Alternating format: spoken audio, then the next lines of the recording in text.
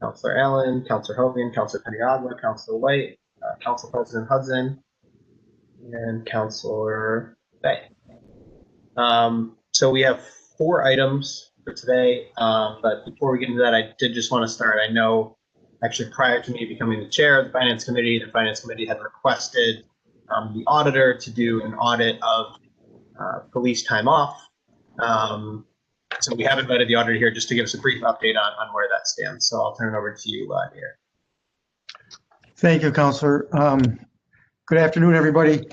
So I appreciate the opportunity to speak to all you. I thought it was appropriate that having sat in your chair before, I know when these audits are being done, it's nice to know kind of the status of things. So on September 25th, I received a letter from 3 members of the council on behalf of the council requesting our office to do an investigation to the policy that the police department and the administration authored for us for a stay-at-home pay for patrol division, and then the overtime that was involved in that same time period from basically March 25th through May 27th. Upon receiving that letter, I looked into some background information and then contacted the chief of police office on October 4th, requesting an opportunity to have a virtual meeting. Some back and forth of emails and conversation we set up for October 9th. At that time, on October 9th, I met with the chief, Captain Trudell, and Officer Lutz. I think it's Lieutenant Lutz or Sergeant, I can't remember which. 3 of us had about an hour and a half discussion. I outlined for them the process of how audits are done and what we would do, and tried to answer any questions that they had about how the process would evolve over time. I did clarify that at the time of the audit, if we discovered other things that during that time frame or of materials that we came across, that we could expand our review. And I also asked at that time that the chief provide me with any and all correspondence that he had with the mayor and senior administration officials. He said he would provide that. That was on October 9th. I never received any materials that I had asked for, other than I received what they call TOPS reports. And then on October 29th, I sent a email and description of about 30 questions to the chief, asking for, as a follow-up to our discussion on October 9th. And I asked that they send those materials and responses to me by November 9th.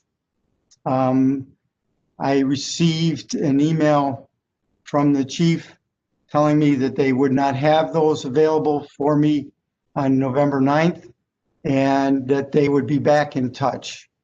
I got an email last Friday, stating that they had a thumb drive of information for me. How did I want to receive it? Or where did I want to receive it? I told them to deliver it at the house, my home residence. I received an email back from the chief Friday afternoon saying that he had left the office and that they would get it to me on Monday. On Monday afternoon, I received a thumb drive of information. And so I've begun to peruse the information and to go through that material. So from a timing standpoint, I just wanted the council to be aware of the time frame from when you originally sent me the letter. It's a date I can always remember. It's my son's birthday, September 25th. So it was an easy date to remember. But I wanted to update you all on that and say that we will go through all of that material. And then once I have a chance to review that and perhaps have some further inquiry, at some point I will come back to the council for an update. Ancillary to that, I just also want to let you know that we're working on 2 other audits at the same time. One of which is the workers' compensation program. We started that review a couple months ago, 3 months ago, I think, at this point in time. And we've been working with the third party. I've been in touch with the law department, obviously HR, still waiting on some information vis-a-vis the IT department. We'll progress with that. My hope is that we will be able to report that audit out in the near future. And the third audit that we're working on is the MWBE. We started on that program back in August, and we're coming to conclusion. That's been a little more time consuming than we thought for, but due to some personal circumstances, that was delayed for a period of time. So those are the updates for you all to let you know what our office is doing and to specifically address the request from you all from September 25th. Any questions from other counselors on this? I have a quick question, Mr. Green, if you don't mind. Go ahead. Yeah, Mr. Maroon, do you feel like that you are receiving the level of cooperation from the administration to enable you to complete your audit?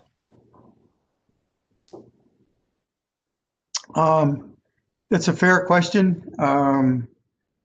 I guess the best way I can answer that, and you all know me, or most of you know me, I'm pretty direct.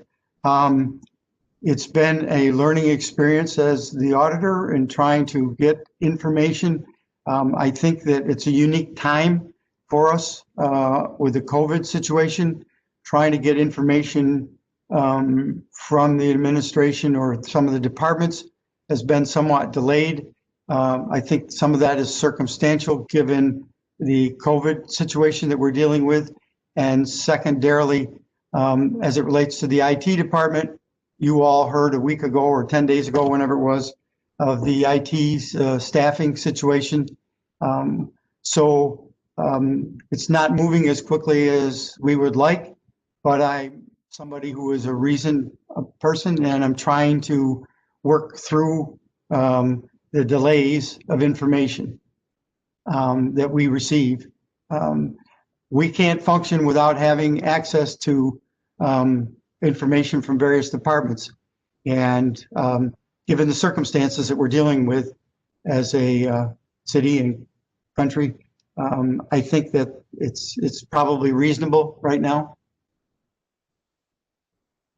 Okay, and given those concerns, at what point would you like the council to step in, if at all?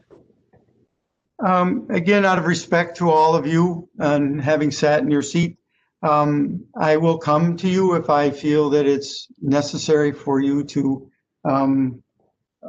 participate. I think I chose to do this to ask to give you all an update. I thought it was, after 2 months' time, it was the responsible thing to do, is to meet with you all and share with you where we're at and what the reality of the situation is in determining how we proceed.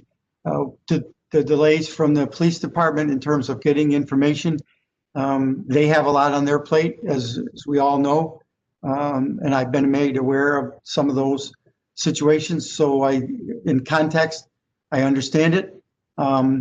We'll see now that I've received this thumb drive of information and how detailed that is. And I'll keep the council informed if there's any reason to seek your assistance in trying to get some information.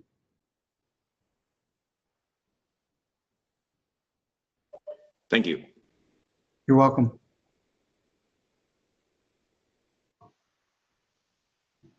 Peter, I'm sure you probably appreciate the irony that it's an audit overpaying people to stay home, but right now we're short-staffed and can't get the information. But I do appreciate it's a unique time. But Nader, did you try to did you contact anybody else in the administration when you weren't getting the information in a timely manner? Or?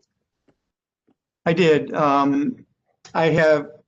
After a period of time, I called the mayor's office and spoke with the mayor and let him know what we were doing. I've been, again, as the administration will certainly tell you, I'm not an individual who's here to ruffle feathers or be disruptive. I've said from the very beginning when I first was elected a year ago, I met with the mayor and Frank and said to them that I would see that our office would work in concert with each other and to be very transparent about where we're at and try, quite frankly, to keep a good working relationship. I believe we've had that. And I can't speak for the administration, but from my perspective in our office, we've gotten good cooperation. The delays in getting information, I wrote to Frank this morning about another information seeking that had asked for. Again, I'm just being very upfront about it with everybody so that everyone understands, including the media when they tell me to do my job, that quite frankly, I know how to do my job and that I will continue to do it in the best interest of the taxpayers. And to do it in a collegial way, in a cooperative way. So I've kept everybody, including now the council, informed, and will continue to do that as long as I'm here to serve the taxpayers. Nader, do you think you have enough information right now to give us a report in a timely manner, maybe within a couple of weeks? Or to be honestly, Councilor, I can't answer that. I've just, as I said, late Monday afternoon, a police officer arrived at my house with a thumb drive. I've been working. That must have been nice for your neighbors to see. Yeah, exactly. They've always wondered about me, as you know. But in any event, I will probably over this weekend go through in detail and marry that up against the questions that I asked and try to ascertain whether or not the questions that were raised have been adequately answered and then make that determination. So again, I'll keep you all informed. If I don't feel that it's not even a matter of feeling, if it's not objectively questions answered, I will certainly get back to the chief, and he's been cooperative, very, I don't think he's ever been through an audit. So I think understanding the process has been helpful for him, hopefully. And I think I stated right at the very beginning when I first spoke with him to let him know that this would be some back and forth and to expect that based on the importance of what we're trying to do. So, but I will certainly, as I said, I'm an optimist guy. I'm very positive, and I think that the administration and the chief want to see this adequately analyzed and reported out, and I look forward to being able to do that on behalf of the taxpayers. Thank you, Nader. Thank you, Councilor Green. Any other questions for the auditor? Okay. All right. Thank you very much, Nader, for your update. I appreciate it. Thank you. All right. Have a nice Thanksgiving, everybody. You too. All right. So we'll move to item 1. Brad, I assume you'll probably be the one discussing this one. That's right. Thanks, Councilor Green. So I am submitting for your consideration the 2021 county tax rates. These rates have been finalized by the administration, but they won't reach Onondaga County legislation until December 3rd. We want to get these in front of you and voted on for the December 7th meeting to give us enough time to update our tax software and get these bills out to the taxpayers before the end of the year. So I guess, can you zoom out a little bit for the benefit of any of the new counselors or even myself as finance chair and talk about the interplay between the county tax rate and the city and how this all plays together? Our tax bills include a city and school tax and also county tax. This is for the county portion. Our city school bills are calculated on our fiscal year ending June 30th. The county bills are on the county's fiscal year, which is a calendar year. So this is for the 2021 calendar year. The county bill includes county property tax, a drainage tax, a water tax, and a sewer tax. And those are itemized on the bills that we send out.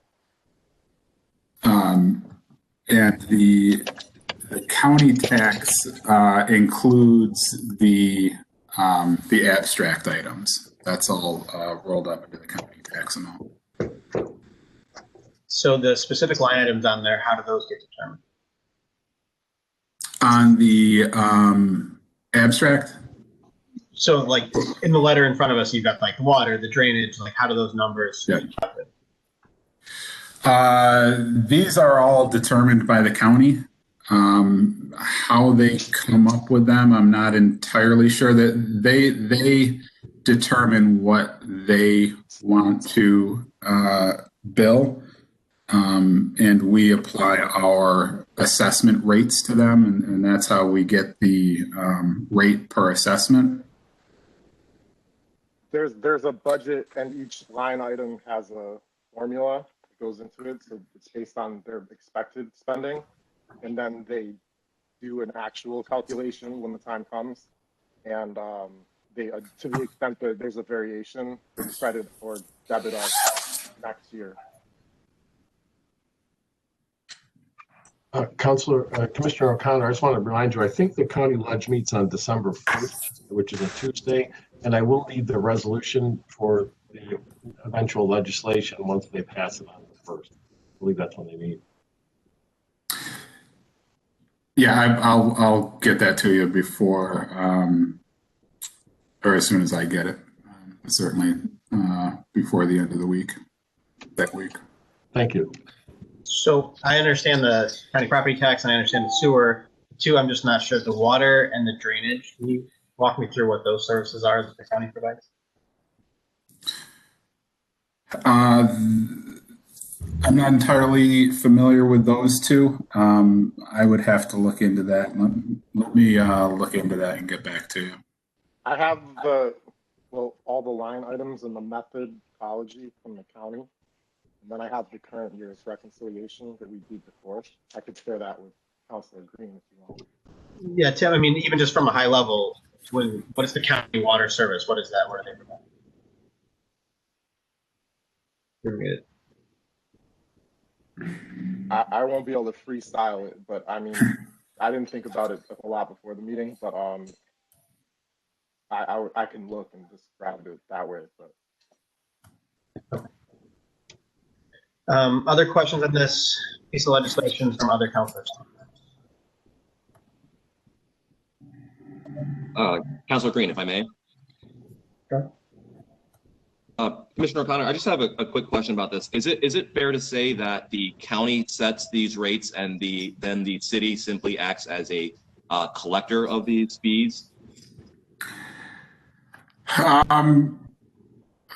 The county sets the rate. These are rates that are billed by the city of Syracuse for the county. So we're ultimately responsible for billing these. Historically, what you described seems like how it has operated. But yeah, the county certainly is the one that determines the rates. I believe we also get paid a 1% collection fee, don't we, for this? Yes. We Yeah, do. that was going to be my next question, is whether or not we actually receive anything in return for providing that service to the county. That's right. The clerk's right that we do receive a 1% collection fee from the county. It's deducted before we pay them the taxes that we've collected on their behalf. Brad, is there anything in there regarding the mythical or rumored merger with the IT program? They're not. Is that something that would be set later if that ever happened, or what?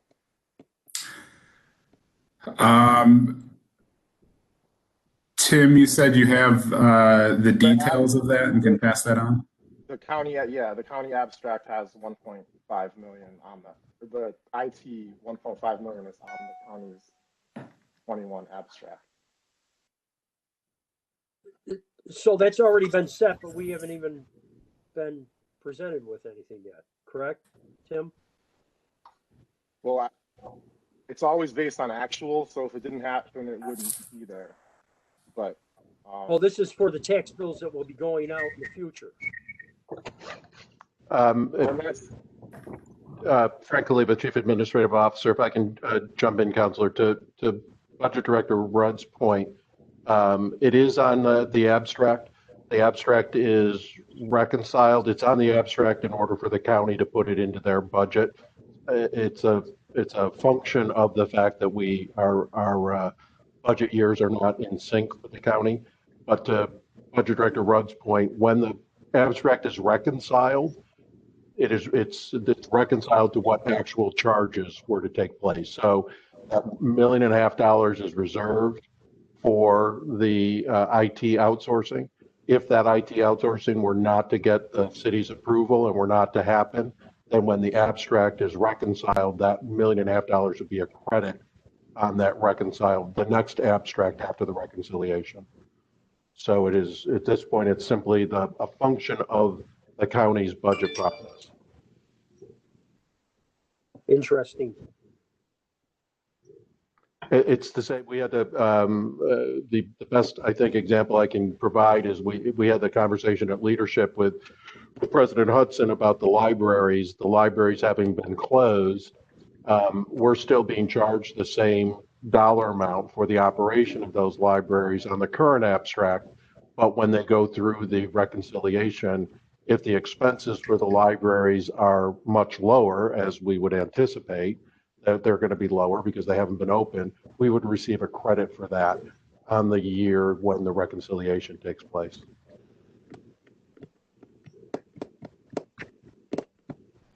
The libraries have been part of this community for a long time, so I don't know if that's an apples and oranges type comparison. I think so. I mean, this has not been sanctified by the council yet, so. No, Pat, you're right. The libraries have been a part of the community, but I just learned that basically the libraries in the outskirts of the city were open, but the city libraries have been closed.